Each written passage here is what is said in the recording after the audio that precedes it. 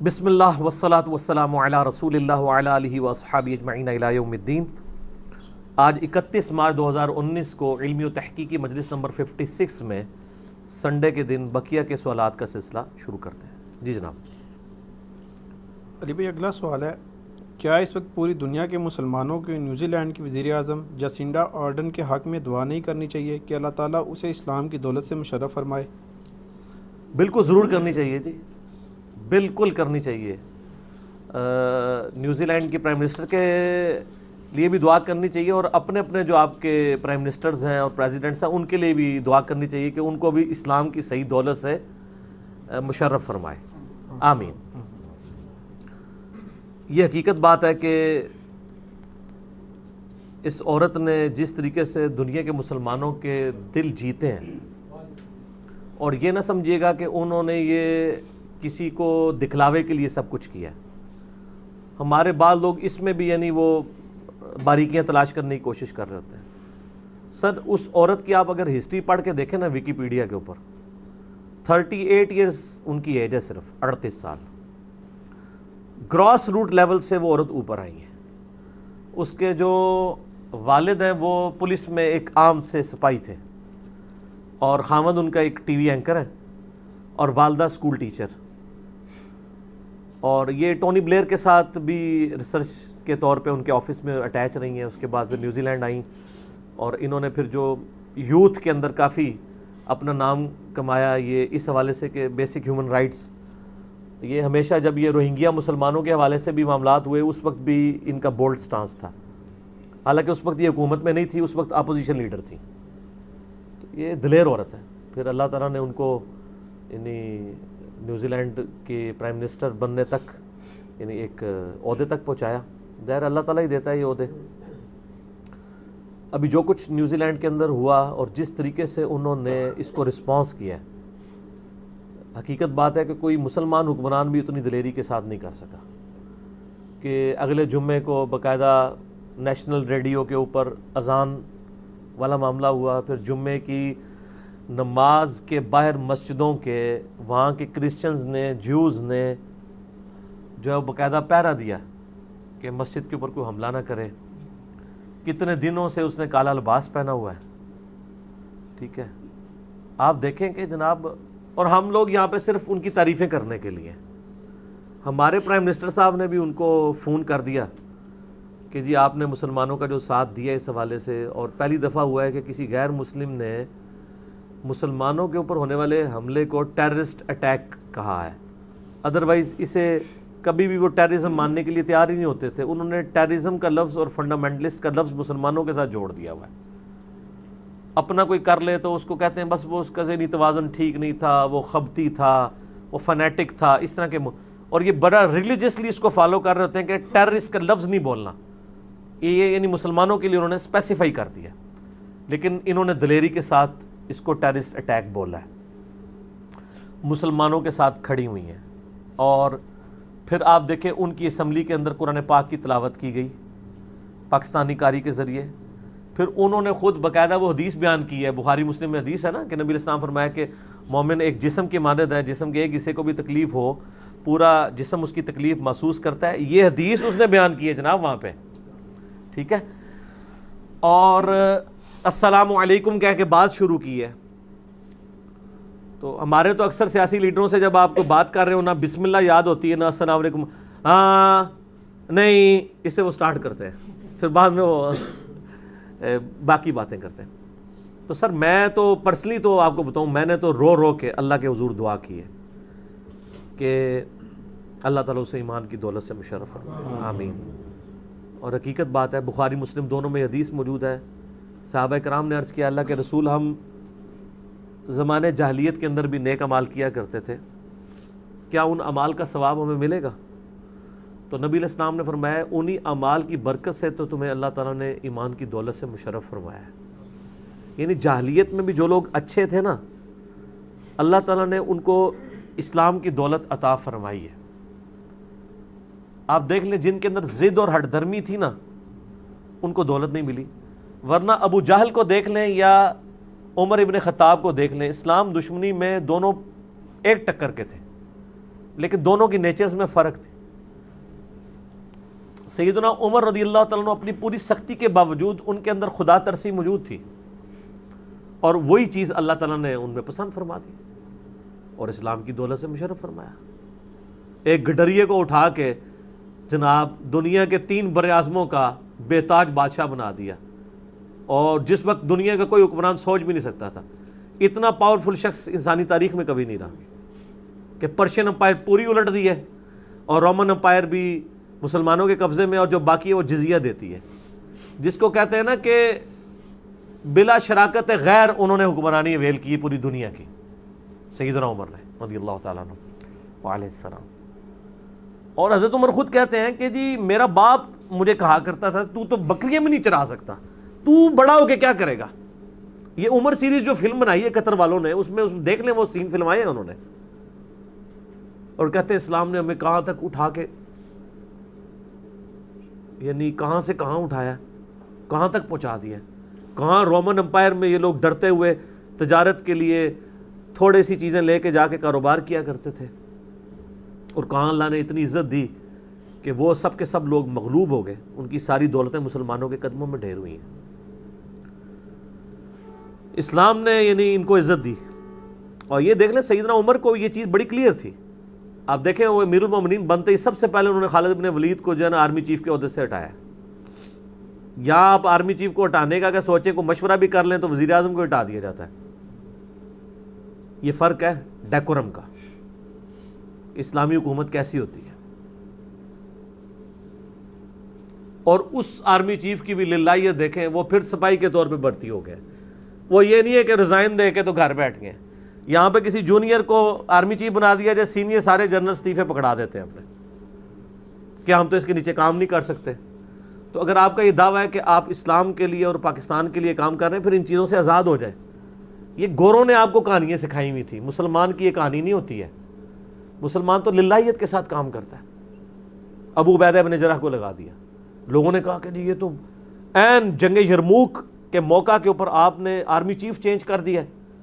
ایسا شخص جس کو اتنا تجربہ حاصل ہے، اور یہ ڈیسائسو جنگ ہے، رومن امپائر 3 براعظموں میں پھیلی ہوئی، اس کے ساتھ فیصلہ کن جنگ ہو رہی ہے، اور عین میدان جنگ کے اندر آپ نے ڈیسیجن چینج کیا. انہوں نے کہا میں نے یہی بت پرستی توڑنی ہے تمہاری کہ یہ فتوحات خالد کی وجہ سے نہیں ہو رہی ہیں بلکہ رب خالد کی وجہ سے ہو رہی ہے. اور اللہ تعالیٰ نے ابو عبیدہ بن جرح کے ہاتھ پہ بھی فتح دے دی ہے نا پھر. ٹھیک ہے، تو یہ یعنی سیدنا عمر کو اللہ تعالیٰ نے ایک ویژن دیا تھا کہ خدا کے اوپر توکل تھا ان کا. تو یہ بھی پرائم منسٹر جو ہیں نیوزی لینڈ کی، اللہ تعالیٰ ان کو ایمان کی دولت سے مشرف فرمائے. بلکہ میں نے تو ایک ویڈیو بھی دیکھی ہے، ایک نوجوان لڑکے نے ان کے سامنے کھڑے ہو کے کہا کہ میں نے تو 3 راتوں سے آپ کے لیے دعا کر رہا ہوں. اور آپ حوصلہ دیکھیں کہ وہ انہوں نے اس پہ مسکرائی ہیں، اور پھر اس کے بعد یہ ویڈیو انہوں نے بننے بھی دی ہے. ٹھیک ہے، تو پوری دنیا کے مسلمانوں کو ان کے لیے دعا کرنی چاہیے، اور اپنے حکمرانوں کے لیے بھی دعا کرنی چاہیے کہ مسلمانوں کو بھی مسلمان بنائے اللہ تعالیٰ. ہمارے مسلمانوں حکمرانوں کا تو یہ حال ہے کہ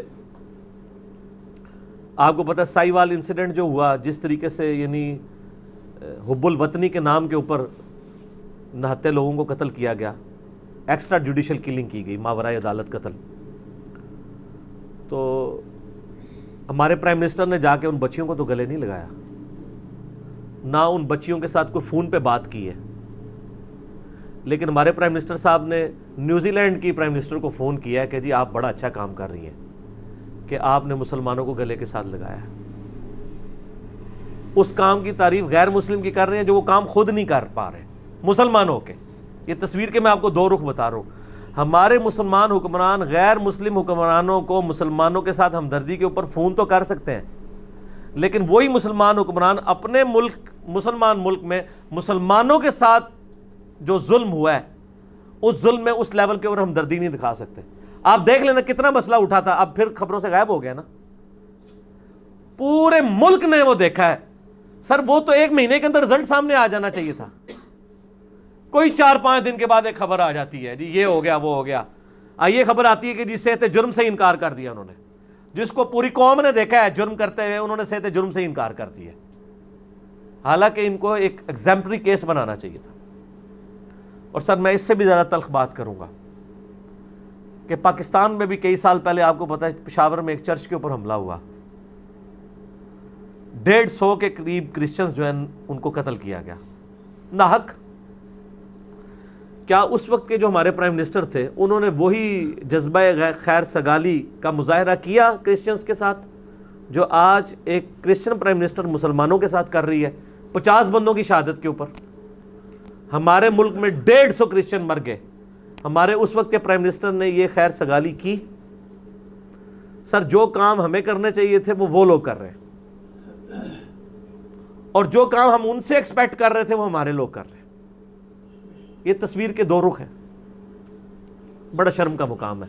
تھوڑا سا آپ اس کے اوپر ایمفسائز کریں نا، ساتھ اپنے پولیٹیشنز کی بھی اور حکمرانوں کی بھی انجینئرنگ کر لیا کریں کہ ہم لوگ کہاں پہ کھڑے ہیں۔ ہم اسلام کا نام تو لیتے ہیں لیکن پریکٹیکلی کیا ہمارے اندر وہ مسلمانیت پائی جاتی ہے؟ اس کے اوپر دیکھنے کی ضرورت ہے۔ تو پھر ہم مسلمانوں کو ایز اے رول ماڈل غیر مسلموں کے سامنے پیش کر سکتے ہیں نا۔ ادروائز آپ کہانیاں کراتے رہے تو کہانیوں سے تو کوئی فرق نہیں پڑنا، دنیا دیکھ رہی ہے کہ کدھر کیا ہو رہا ہے اور کون کس طریقے سے بیہیو کر رہا ہے۔ تو ہم تو اللہ تعالیٰ سے دعا کرتے ہیں کہ اللہ تعالیٰ نیوزی لینڈ کی پرائم منسٹر کو اسلام کی دولت سے مشرف فرمائے اور ہمیں بھی اسلام کی قدر کرنے کی توفیق عطا فرمائے، آمین ثم آمین۔ یار اللہ تعالیٰ کے اپنے فیصلے ہیں، اللہ الصمد، اللہ بڑا بے نیاز ہے۔ بعض بندے دریا کے کنارے بھی پیاسے رہ جاتے ہیں، جیسے ہمارے اکثر مسلمان ہیں، روزانہ نماز میں پڑھتے ہیں ایاک نعبد و ایاک نستعین، باہر نکل کے بابوں کو پکارتے ہیں، اور بعض جو ہیں کفر سے اسلام اختیار کر لیتے ہیں۔ میں آپ کو ایک آسٹریلین نیو مسلم کا واقعہ سناؤں، آج سے تقریباً 12-13 سال پہلے میں نے اس کی ویڈیو دیکھی تھی۔ تو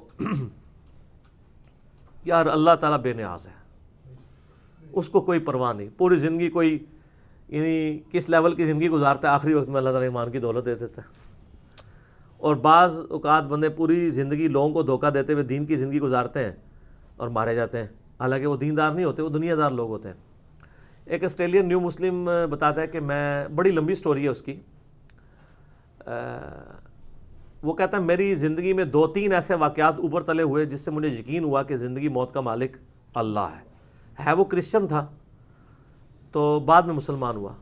وہ کہتا ہے جی ایک میری زندگی میں واقعہ یہ ہوا کہ میں یعنی ڈرائیونگ کر رہا تھا، فل سپیڈ پہ جا رہا تھا ٹین ایج میں، اور کہتا ہے سامنے سے ایک ٹرک آ گیا اچانک، تو کہتا ہے میں نے آنکھیں بند کر لی کہ بس اب تو آخری وقت ہے۔ کہتا ہے ٹرک گزر گیا، مجھے کچھ بھی نہیں ہوا۔ کہتا ہے مجھے نہیں پتا یہ کیسے ہوا، نہ میں نے سٹیئرنگ موڑا نہ کچھ ہوا۔ کہتا ہے بہرحال اس ایک لمحے کے اندر کہتا ہے مجھے اپنی زندگی کے نا کئی ایک چیزیں نا، آخری وقت جب بندے کو آتا ہے نا تو کہتا ہے مجھے اپنی زندگی کے کئی واقعات نا ریمائنڈ ہونے شروع ہو گئے کہ اب تو میری موت آ گئی ہے، میں نے تو یہ برائی بھی کی ہوئی ہے، یہ برائی بھی کی ہوئی ہے، یہ برائی بھی کی ہوئی ہے۔ اچھا، کہتا ہے میں پریشان ہوا۔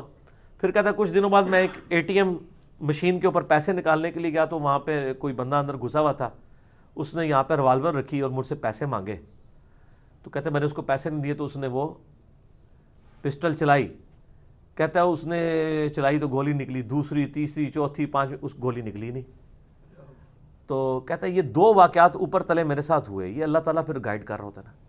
کہتا ہے میں نے پھر کہا کہ میں پرپز آف لائف کو تلاش کروں گا، مجھے 2 بار زندگی نہیں ملی ہے۔ تو اس بندے نے اسٹڈی کرنا شروع کیا، الٹیمیٹلی وہ قرآن تک، اسلام تک پہنچ گیا، مسلمان ہو گیا۔ پھر اس نے مسلمانوں سے بھی بڑا گلہ کیا کہ یہ آپ کا کام تھا ہمیں پرپز آف لائف بتاتے، زندگی کا مقصد کیا ہے۔ تو وہ کہتا ہے کہ میری ایک نانی تھی نا، ان کی عمر 80+ تھی، تو وہ کہتا ہے وہ گاؤں میں رہتی تھی، تو کہتے ہیں وہ مجھ سے بڑا پیار کرتی تھی۔ تو وہ کہتا ہے کہ میں نا یعنی مسلمان ہوا تو میری پہلی خواہش یہ ہوئی کہ میں کسی طریقے سے اسے مسلمان کر لوں، وہ تو مرنے کے قریب ہے، کلمہ پڑھ لے، ٹھیک ہے۔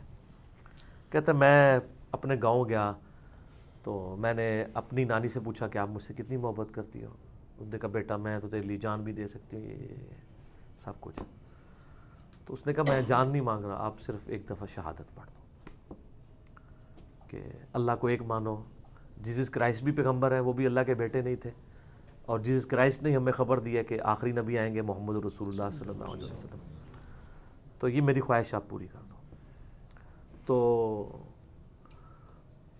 وہ نانی کہتی ہے کہ میں مجبور ہوں، تیرے ساتھ مجھے پیار ہی اتنا ہے، چل تو کہتا ہے تو میں کلمہ پڑھ کے مسلمان ہو جاتی ہوں۔ ہائے ہائے، ایک ہفتے بعد وہ فوت ہو گئی۔ یہ جناب تقدیر کے فیصلے ہیں۔ کوئی شخص پوری زندگی کوشش کرتا رہتا ہے، ایمان نہیں ملتا اسے، اور کوئی شخص مرنے سے ایک ہفتہ پہلے اللہ تعالیٰ اس کے گھر تک اسلام پہنچا دیتا ہے۔ دونوں زندگی میں اس نے یاشی کی، یہاں بھی اپنی مرضی کی زندگی گزاری اور آخرت بھی اپنی مرضی کی گزارے گی۔ آئے ہائے ہائے، یہ خدا کے فیصلے ہیں۔ اس لیے میں کہتا ہوں کہ جن کے ماں باپ کافر ہیں نا جی، یا بد عقیدہ ہیں، مسلمان ہیں اور شرک کے اندر مبتلا ہیں،